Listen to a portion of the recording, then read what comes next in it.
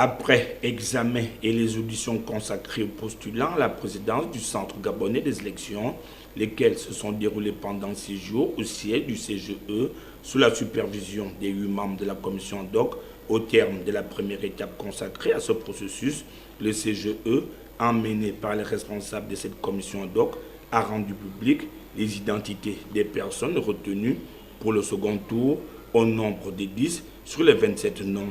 Au départ, Michel Mngamisson en personne a expliqué les réelles motivations de ce choix, bien que difficile car il en va des attentes du peuple qui souhaite voir à la tête du CGE une personnalité intègre et compétente. En aucun moment, j'ai constaté un esprit partisan. Les compatriotes qui font partie de cette commission ont travaillé en très bonne intelligence, sans aucune pression et en toute liberté et responsabilité.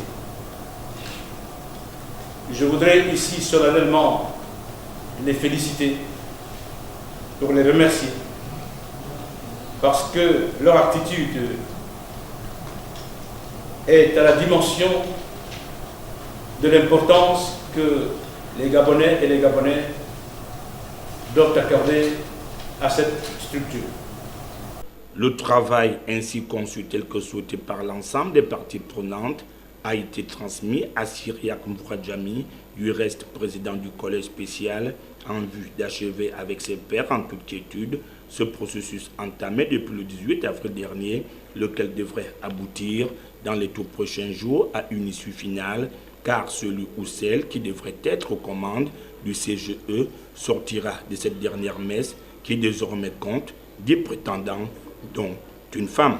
Sur la base de l'interprétation des dix textes et tenant compte des notions de neutralité et d'impartialité, certains dossiers des candidats ont été rejetés en raison des critères suivants. Le critère d'âge, 2 candidats concernés. L'arrêté nous disait 45 ans minimum. Nous avons eu des candidatures de 44 ans et de 40 ans. Ensuite, l'appartenance politique, 9 candidatures sont concernées par ce critère. Par ailleurs, 7 autres candidats ont été récalés après examen des dossiers parce que n'ayant pas atteint la moyenne requise arrêtée par consensus par l'ensemble des commissaires, celle-ci étant de 85 sur 100, conformément à la pondération retenue par les commissaires.